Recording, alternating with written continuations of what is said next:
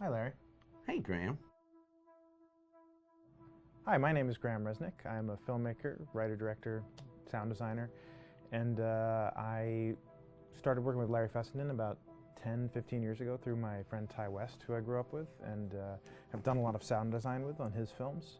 And he was producing Ty's films at the time, and Ty introduced me to Larry. Larry produced my first feature, and we've written together on several projects. My name is Larry Fessenden. I'm a filmmaker.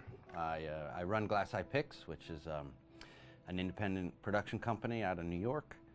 We make indie movies, a lot of scary movies as well. I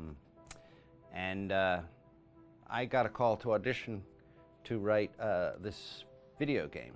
And I called my pal Graham Resnick because Graham's a gamer. And while I thought I could offer something to the idea of writing this multi-branching story, I knew that I would want Graham's expertise as a lover of gameplay, since I guess games were started. So and just as a lover. And as a lover, yes.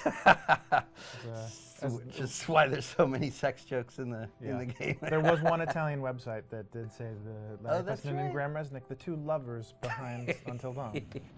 Come here. Maybe I know how to handle you too. I am definitely ready to be handled. So I wanted Graham by my side. Yeah, and we got the gig, and it's been an amazing ride. Oh, hell yeah. Oh my god, she's taking her shirt off. What? Oh my god.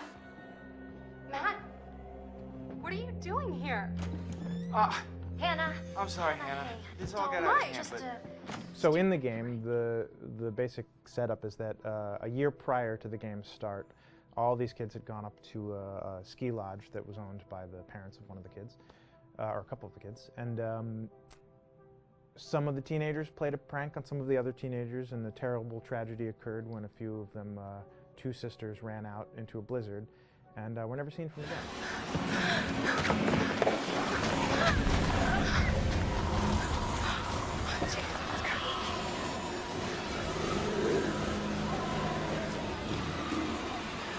So now, a year later, this is kind of torn apart, this group of friends. They've gone through some trials and tribulations in the past year. The brother of the two girls has had a lot of psychological issues, and to kind of help him cope and help them all get over it, they all returned to the lodge a year later, back up on the mountain.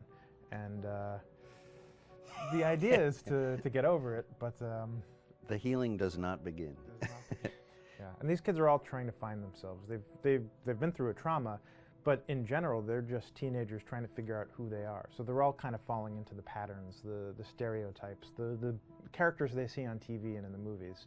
I think we were very interested in taking genre tropes and kind of making them sort of refresh them.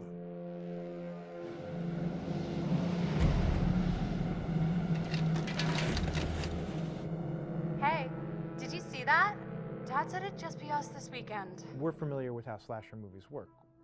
Most people have seen some horror movies, and we have established notions and preconceptions about the roles of the players in horror movies and how they talk and how they get killed and how they have sex.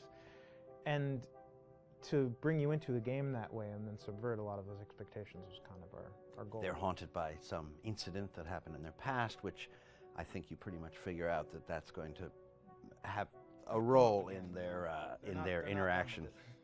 Yeah, so I think what was fun was we take some sort of stock characters and we try to give them some shape, but at least at the beginning they're recognizable in the way of groups of friends. There's, the jock and the bitchy girl and the rivalries between everyone. And oh my gosh. And really fun characters too. Like we just had so much fun living in the minds of these characters through writing the script. what do you think? Jesus! It was fun. I think we were looking to get that kind of banter that you see both in movies, but also that you absolutely have with friends, and sort of those inside jokes. And of course, as writers and as friends ourselves, we sort of developed little tracks, and we try to give the characters that kind of vibe.